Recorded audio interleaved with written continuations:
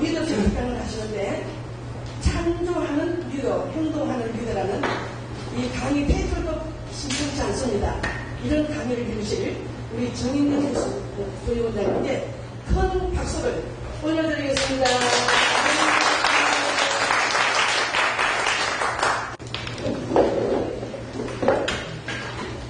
네 명의 팀을 만들었습니다.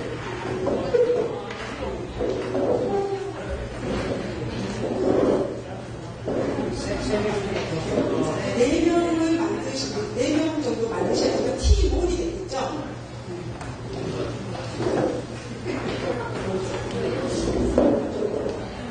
네 분 중에 한 분은 그림을 그립니다.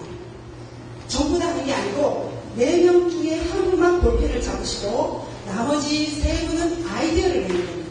어떻게 되냐면 나무젓가락 8개로 정사각형을 3개를 만들어요. 그런데 나무젓가락 8개를 다 사용하셔야 돼요. 7개를 사용한다든가 6개를 사용하면 실격입니다. 그러면 안 되고 나무젓가락을 한 8개를 전체를 다 사용해서 정사각형에 3개를 만드는데 조건이 있습니다. 8개를 모두 사용하고요. 그리고 모서리 각이 90도가 나와야 되겠죠. 정사각형이니까. 그리고 각 변의 길이가 같아야 됩니다. 직사각형이 아니고 정사각형입니다. 네 분이 같이 한번 우리 김은주 강사님도 같이 한번 아이디어를 같이 한번 공유해 주세요.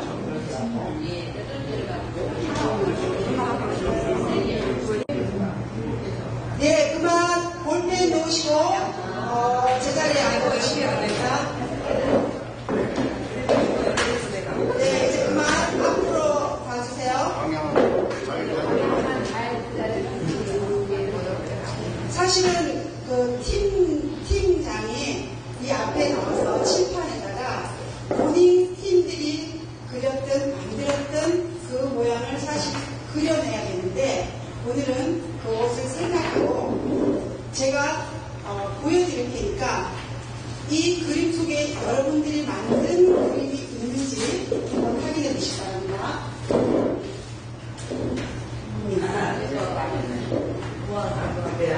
우리 이쪽 팀 몇 개 나왔습니까?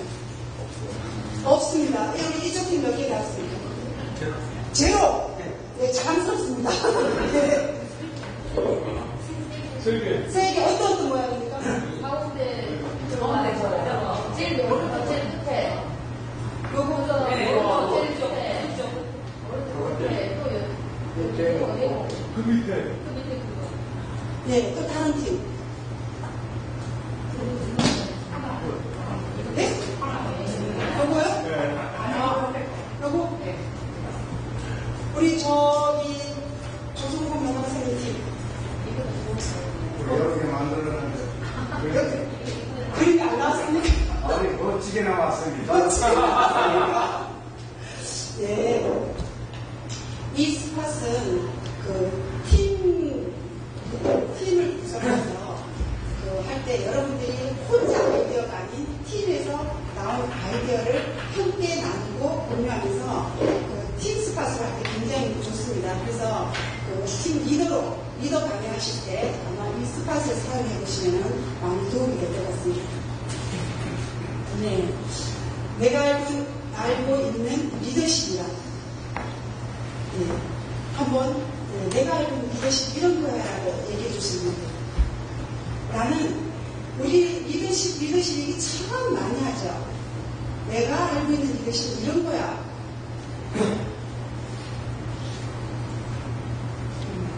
예.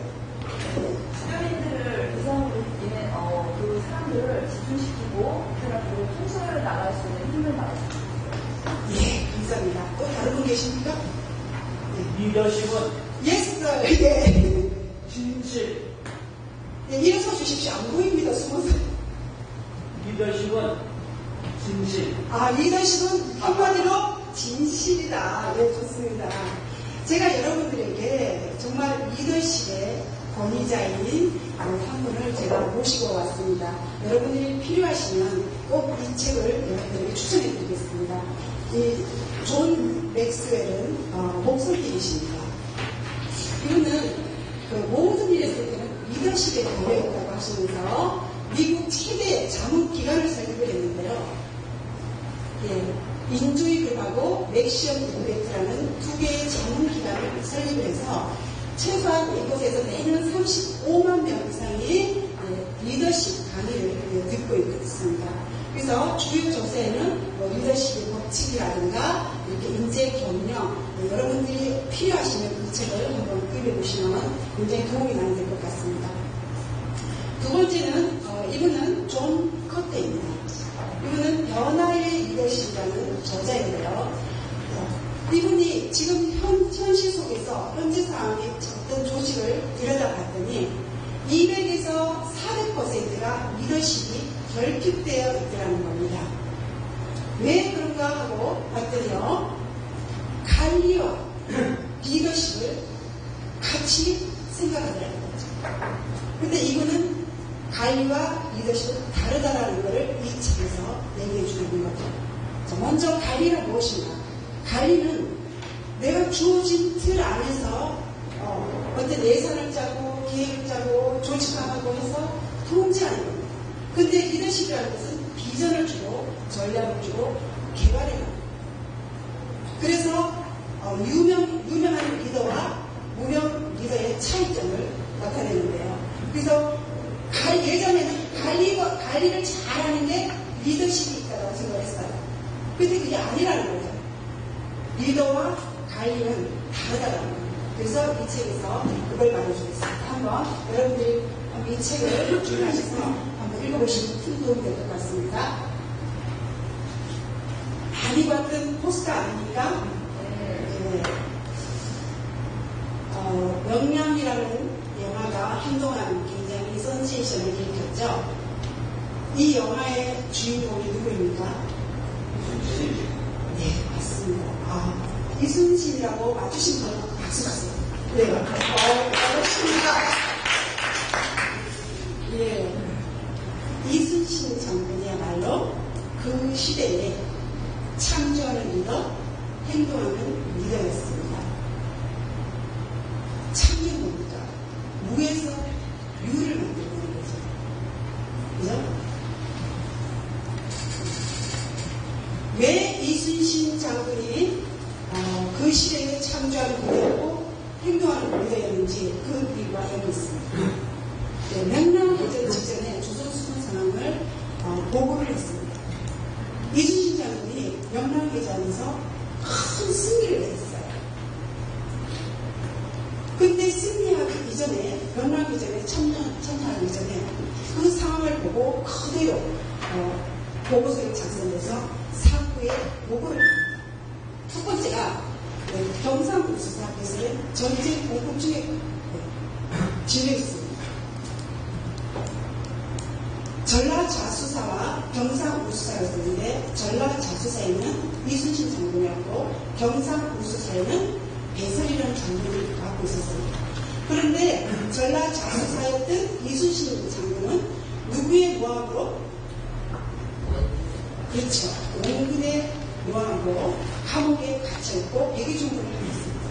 그때 전쟁 해전에서 완전 패배를 하죠. 딱 12척의 배만 남기고 완전 패배를 합니다. 원군도 죽었죠. 해전에서 완전 패배를 했죠. 다시야 선조대왕이 이순신을 해전을 내버립니다. 그때 배설 장군을 만났을 때 배설 장군은 벌벌벌 떨면서 하는 말이 있었죠. 이순신 장군에게 장군, 이 전쟁은 지구다. 이 전쟁은 승산이 없습니다. 이렇게 얘기해요. 이미 전쟁의 공포증에 치닫혀 있었습니다. 그런데 보니까 그뿐만이 아니에요. 싸울 병력이 없는 거예요. 턱없이 부족한 거예요. 불량비, 군사들이 먹을 불량비가 없어서 기아 상태에 빠졌습니다. 그뿐만 아닙니다. 전투 물자가 너무너무 부족한 거예요. 할 총도 부족하고 화살도 부족하고 객포도 부족하고 전쟁에 나가서 싸워야 할 장수들의 무기가 턱없이 없죠. 여기에서 이순신 장군에 뭐가 나옵니까? 리더십이 나옵니다. 이런 전쟁에서 이길 수 있습니까? 명랑해전에 나가서 이길 수 있습니까? 여러분들 한번 생각해보세요. 그런데 이순신 장군은 명랑해전에서 압승을 거둔 겁니다. 네, 여기서 창조하는 리더, 행동하는 리더가 나온 겁니다. 이순신 장군의 창조하는 리더, 행동하는 리더의 말 속에 보면 알 수 있습니다. 먼저 기회가 없다고 불평하지 말라고 했습니다. 감옥 속에 갇혀서 백의종군하고 있을 때 전쟁터에 나가서 싸울 기회가 전혀 없었습니다. 보고 있으면 답답하고 너무 억울합니다. 그렇지만 전혀 불평불만하지 않았어요. 두 번째, 조직의 지원 아무도 도와주지 않았어요. 군량미도 없어요. 병사도 없어요. 그런데도 불평하지 말고 실망하지 않았습니다. 세 번째, 알아주지 않는다고 불평하지 않는 거죠. 20살 때 정보 팔팔한 아들이 전사했습니다. 그리고 죄 없이 감옥에 갇혔다가 백의종군하고 나왔습니다. 그래도 누가 알아주지 않아요. 그래도 불평하지 말라는 거죠. 자, 마지막으로 명랑해전 앞으로 나가기 전에 군사들을 모아놓고 이순신 장군이 한 말이 있죠. 바로 이겁니다. 필사 즉 생이요, 필세 즉 사요. 여러분들이 살려고 하면 죽을 것이요, 죽으려고 마음먹으면 살 것이다. 더 이상 물러날 것이 없다는 거죠. 어차피 죽을 거면 싸워서 죽어야 돼요. 여기서 이순신 장군의 창조하는 리더, 그 시대에 행동하는 리더의 표상이 보이지 않습니까? 네. 리더십이라 뭔가, 바로 엘렌 게이츠는 이렇게 얘기를 했습니다. 대단한 일을 추진할 때 사람들이 공헌할 방법을 만들어내는 것이라고 했습니다. 그런데 제가 한번 정의를 내려봤습니다. 저는 이렇게 한번 정의를 내려봤습니다.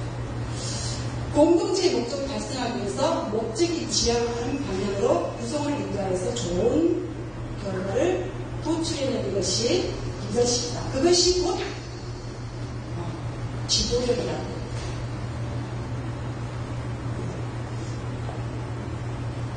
리더십 이론을 살펴보도록 하겠습니다. 우리가 리더십의 기본 과정이 있는데요. 자, 리더십이라는 것은 태어날 때부터 넌 리더자야라고 만들어져서 태어나는 사람이 아무도 없다라는 거예요. 그럼 지위 관계없어요. 누구나, 아이들도 어른도 주부도 아내도 남편도 누구나 리더십을 가질 수 있다는 거죠. 자질 이론이 있어요. 제가 세 가지를 가져왔습니다. 첫째, 자질 이론. 자질 이론이라는 것은 그 사람의 성향 이론과 같은 건데요. 1950년대 이전에 초기 리더십 이론에 근거하는 겁니다. 그러니까 태어나면서부터 이 사람은 어떤 자질을 가지고 리더십의 자질을 가지고 태어났어. 이렇게 얘기하는 거예요. 우리가 저 사람의 얼굴, 우리 공통형 명강사님 보면은 그 자질 성향이 보이지 않습니까? 리더십 같아요. 리더자 같아요. 굉장히, 그죠? 리더십이 아닌 것 같아요. 그리고 어느 분은 그래요. 손금에 보면은 이 사람은 세상을 리더할 사람이에요. 그래서 손금을 보고도 이 사람은 리더자라고 이렇게 정해버립니다. 개인적으로 정하는 거죠. 그죠? 이렇게 어떤 외모나 간상, 손금을 보고도 이 사람이 리더십이 많다라고 이렇게 정하는 거죠. 그런데 거기에 반대하는 행동이 있습니다. 아니야, 아닙니다. 어떻게 태어나면서부터 리더십을 가지고 태어납니까?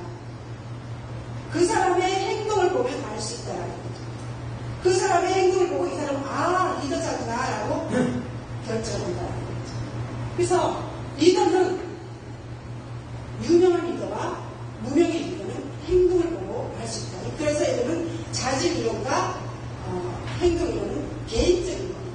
그래서 이제 행동 이론은 1950년대 이후에 자질 이론을 말하고요. 앞에 말하는 자질 이론은 1950년 이전에 그때 당시에는 그냥 얼굴 보거나 아니면 외모를 보거나 성명을 보고 그냥 넌 리더감이야 라고 이렇게 결정했었던 거죠. 그런데 거기에 반대하는 또 다른 하나가 있습니다. 상황 이론입니다. 자질 이론도 아니고 행동 이론도 아니에요. 가만히 보니까 리더는 변화가 있어요. 움직이는 상황입니다. 그 현실에 따라서 지금 현재 그 상황에 따라서 움직이는 거예요. 우리 그 전두환 대통령 잘 아시죠? 전 대통령이 박정희 대통령이 살아있었다면 대통령이 되었을까요? 안 됐죠. 박정희 대통령이 시해 당할 때 전두환 대통령은 뭐였습니까? 보안사령관이었어요. 보안사령관의 이름으로 정승화를 체포하고 군수를 다 갖게 됐고 무력을 다 가지게 됐습니다. 그러면서 그 자리에서 대통령이 됐습니다. 전두환 대통령은 자질로 된 게 아니고 행동으로 된 게 아니고 뭐로 된 겁니까? 상황. 그 상황은 환경에 따라서 변화된다는 거죠. 다음은 리더십의 포피를 말씀드리겠습니다. 포피. 리더는 사람과 조직이 움직인다는 거죠. 그 다음에 두 번째는 좋은 명령, 나쁜 명령을 주는 리더가 아니라 좋은 명령을 주는 리더를 말합니다. 세 번째는 머물러 있는 리더가 아니라 계속 움직이는 상호 보완하는 리더라는 거죠. 그 다음 네 번째는 어떤 성과가 있어야 됩니다. 그 조직 안에서 리더의 성과가 도출이 돼야지만 리더라는 거죠. 그래서 필요한 것은 바로 이렇게 people, 파워가 있어야 되고 프로세스, 그 다음에 퍼포먼스가 있어야 된다는 거죠. 그래서 리더십은 4P로 말하고 있습니다. 리더십의 패러다임, 변화를 한번 볼까요? 과거와 미래를 한번 짚어보도록 하겠습니다. 과거의 리더십은 어떻습니까? 지시하고 명령하는 수직의 형태였어요. 그죠? 그런데 미래는 어떤 패러다임이죠? 설득을 합니다. 그리고 소통을 합니다. 우리 좀 전에 여러분들이 그 스팟을 갔을 때 내 혼자 독불장군을 한 게 아니에요. 네 사람의 의견을 합쳐서 같이 의사소통을 하면서 아이디어를 창출해낸 겁니다. 두 번째는 가업 지향적이죠. 어떤 목표를 정해놓고 그 목표의 달성을 매달 달성을 해야 돼요. 이번 달에는 얼마, 다음 달에는 얼마, 이렇게 가업 달성을 늘 해가는 게 리더자라고 생각했습니다. 그런데 미래는 어떤 거죠?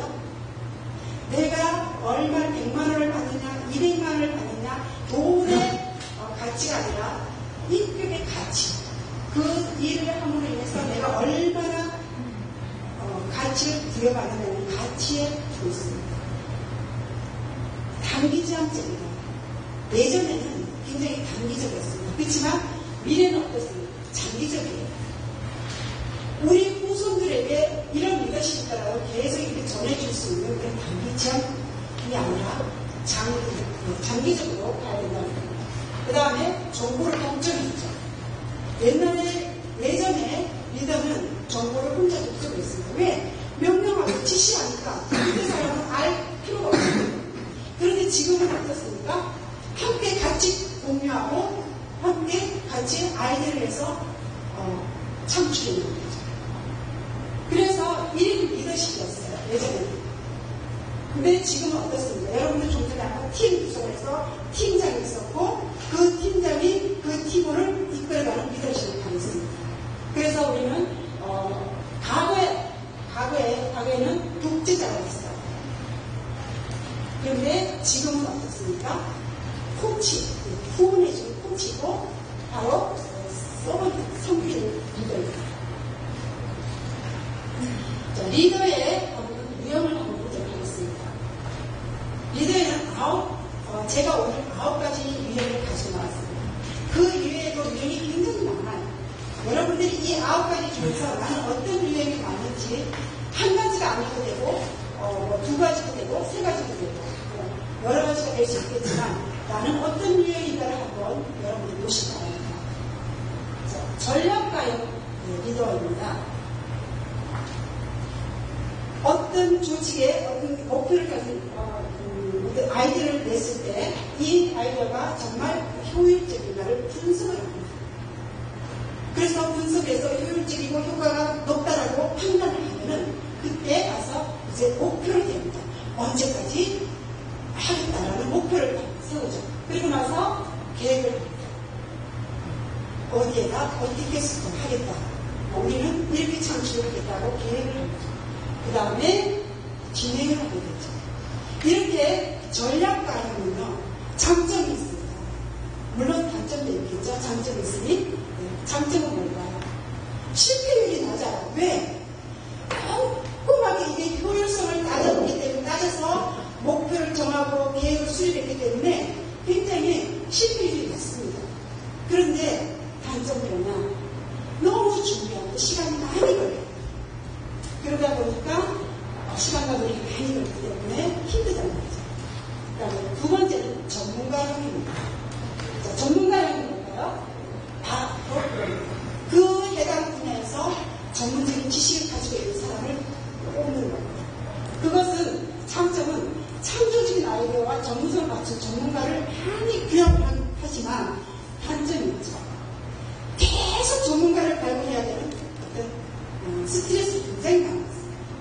어디 가서 발굴할까? 어디 가서 찾을까? 굉장히 많은 스트레스 받게 된다는 단점을 가지고 있습니다. 다음은 조정자형입니다. 조정자형이라는 거죠. 우리가 기업체에서 중간 간부들을 말합니다. 뭐 부장이라든가 과장이라든가 뭐 차장 이런 분들을 우리가 중간 관리라고 하는데요. 조정자형입니다. 조정자형은 말 그대로 주어진 시스템, 갖춰진 시스템 안에서 변화를 하지 않는, 창조하지 않는 그런 시스템인데, 통제하는 시스템입니다. 그러다 보니까 자연히 어떻게 되죠? 조직의 안전성은 굉장히 확보가 돼요. 안전해요. 더 이상 시도하지 않습니다. 그런데 변화와 변화를 꺼리다 보니까 발전이 안 돼요. 개혁자예요. 말 그대로 개혁자입니다. 시대에 굉장히 앞서가죠. 그러다 보니까 늘 새로움을 추구하는 스트레스를 늘 받고 있습니다. 성취감입니다. 성취감인 거예요. 내가 히로인이 되겠다라고 하는 늘 그런 생각을 사로잡혀 있어서 늘 어떤 목표에 달성하고자 노력하는 사람입니다. 성취감입니다. 영웅심으로 봉사에 굉장히 적극적으로 참여해요. 왜? 봉사를 많이 함으로 인해서 어떤 명성이 나타나기 때문이죠. 만약에 회사 사장이 아침 일찍 나와서 늘 청소하고 봉사를 해요. 그런데 그 중에 직원은 봉사에 별로 관심이 없어요. 사장이 청소하고 늘 이렇게 봉사를 하다 보니까 어쩔 수 없이 하게 되는 그런 불편한 상황이 나타나게 되는 거죠. 그래서 장점은요, 굉장히 분위기는 좋은데 의외로 조직원들이 괴롭다라는 거죠. 아마 이순신 장군도 그 조직이 아마 괴롭지 않았을까, 그런 생각이 듭니다. 자, 인적 자원형입니다. 인적 자원형은 뭡니까?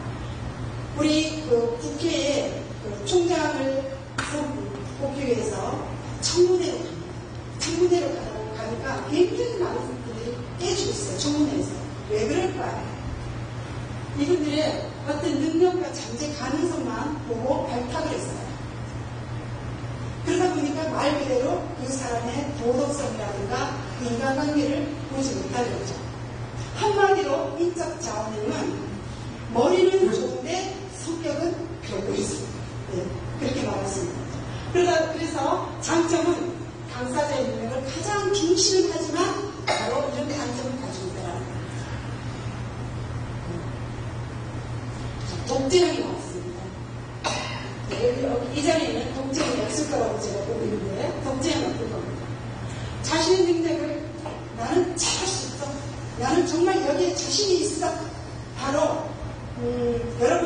알고 있는 지금 4대강 잘 아시죠?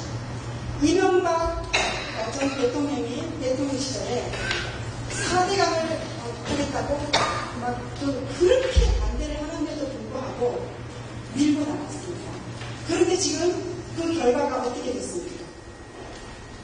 지금 녹조를 해서 어마어마한 돈을 천문학적인 돈을 투자를 해도 해결이 안 되는 거예요. 자신이 토목에 자신이 있다라고 그 자신감으로 밀고 나갔지만 결과는 좋지 않다라는 거죠. 그래서 의사결정의 그 독재자는요, 판단이 빨리 하기 때문에 해결적으로 빨리 진행을 합니다. 그 대신 가지고 있는 단점은 뭘까요? 실패할 가능성이 굉장히 높다는 거예요. 섬기는 여러분들, 우리 지금 뒤에 우리 목사님들이 계시는데 우리 목사님 굉장히 섬기면 잘하시죠.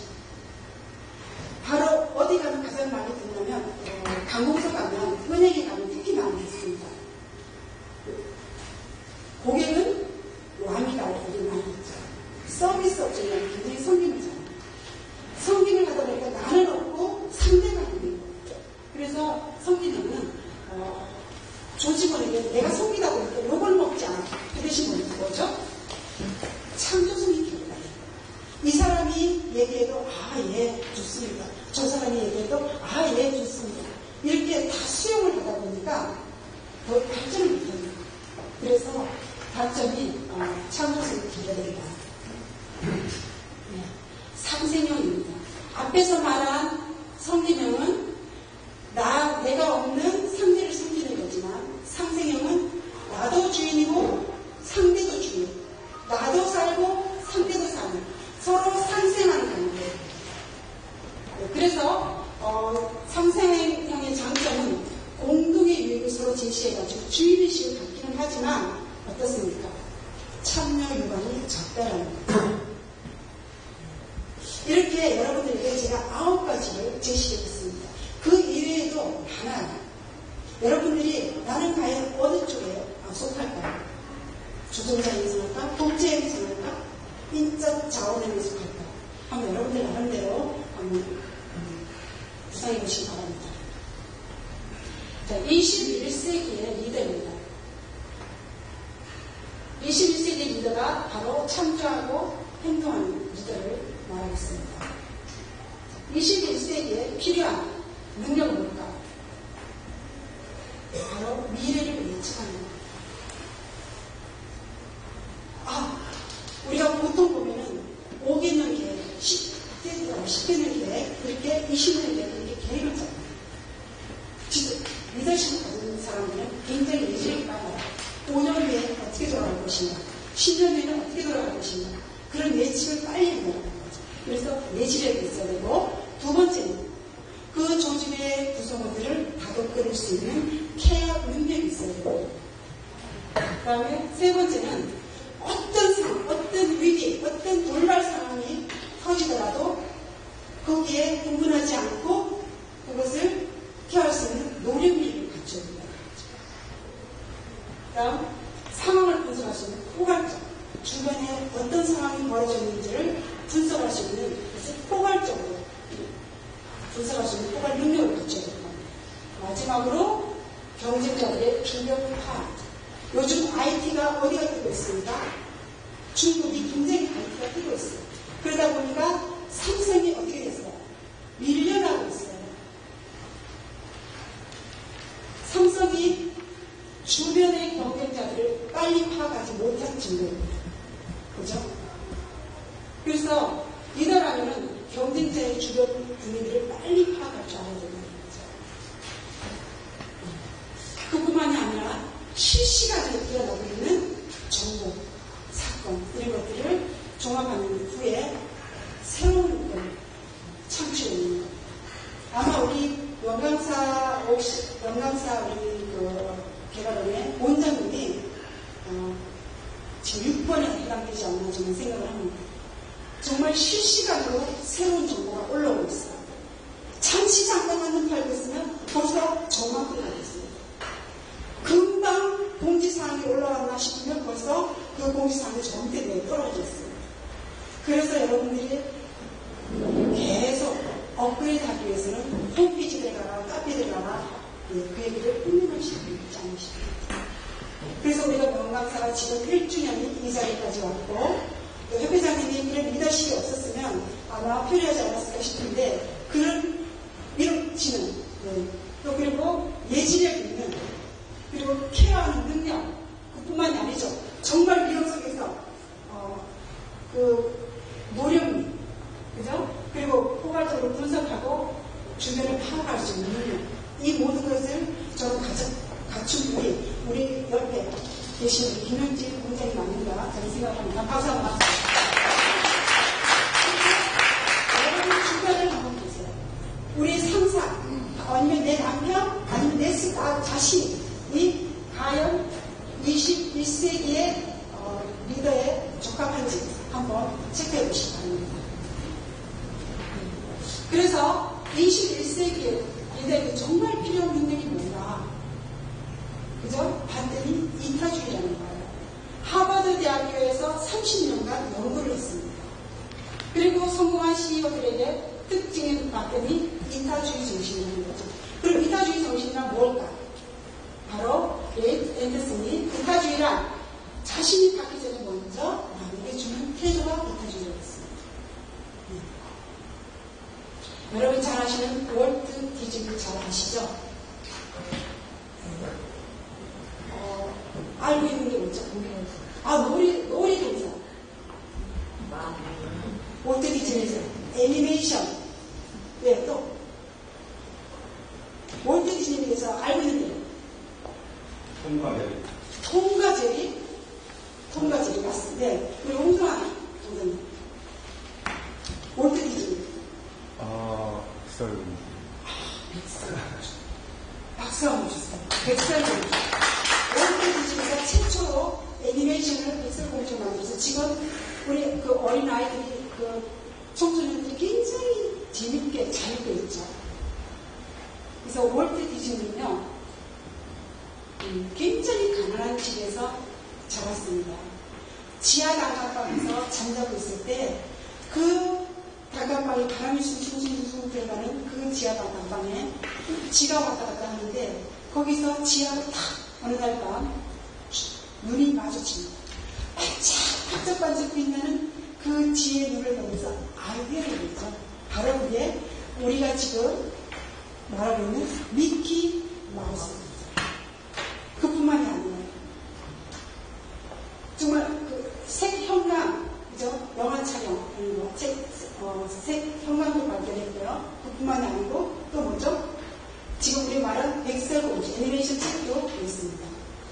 이분의 비전은 내가 우리 조직에, 월트 디즈니 조직에 들어오는 모든 사람들이 행복한 비전을 가져야 되고 행복해야 된다고 합니다. 그래서 지금 월트 디즈니가 이 세상에 없지만 아직도 그 꿈은 이루어지고 아직도 그 비전은 진행 중입니다. 그래서 한번 보시면요, 월트 디즈니의 한 직원이 이런 대화가 있습니다. 직원이 그 부모님이 오셔서 월트 디즈니 랜드를 이렇게 구경을 하고 있는데 한 여성분이 구경 오신 여성분이 정말 무표정한 얼굴로 웃지도 않고 구경을 하고 있더랍니다. 그래서 그 직원이 부모님을 구경시켜주다가 그 여자를 보고 막 뛰어가서 그분 앞에서 막 어리광을 부리고 막 하면서 웃겼다고. 그랬더니 그 여자분이 웃으려는 거예요. 그리고는 다시 부모님에게로 가서 안내를 했더니 거예요. 그래서 부모님이 물어봤습니다. 예, 너 왜 저 가만히 가고 있는, 잘 구경하고 있는 여성한테 가가지고 너 무슨 짓 하는 거니? 라고 그랬더니 우리 월트 디즈니 랜드에 들어오시면은 모두가 행복한 사람이어야 됩니다. 저분이 웃지 않고 관람을 하고 있으면 그 옆에 분들도 웃지 않을 가능성이 큽니다. 그래서 저는 그분을 웃겨드리고 왔습니다. 저분이 웃어야 우리가 행복합니다. 그랬더니 그 아버지가 그러죠.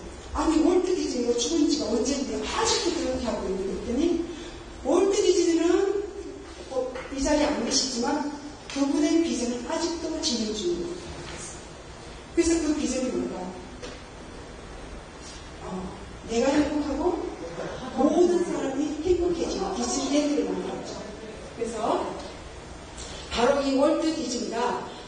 창조한 21세기의 창조하는 리더, 행동하는 리더였습니다. 제가 오늘 결론을 내면서 첫 번째 창조하는 리더, 행동하는 리더가 누구였습니까? 우리나라의 이순신 장군이었습니다. 외국에서는 월트 디즈니였습니다. 창조하는 리더는 무에서 유를 만들어냅니다.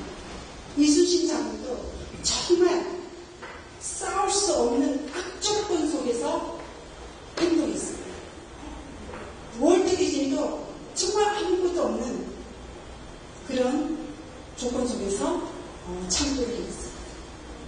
창조하고 행동했습니다. 그것이 바로 오늘 우리에게 주는 21세기의 창조하는 리더, 행동하는 리더의 메시지가 아닌가 생각을 합니다.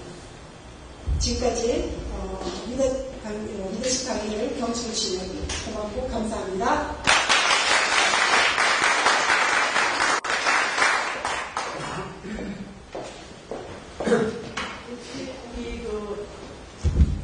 역시 김지호 원장님은 다릅니다.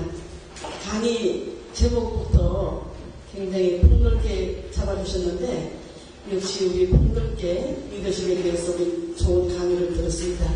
다시 한번 우리 박수로 감사합니다. 자, 지금부터 10분 동안 휴식하겠습니다.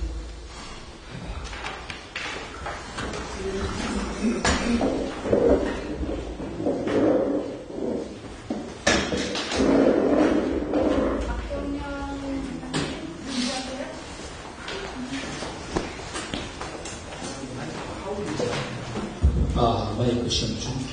하울링에서 맞죠? 예. 송 교수님, 이거 하울링 좀 줄여주시면.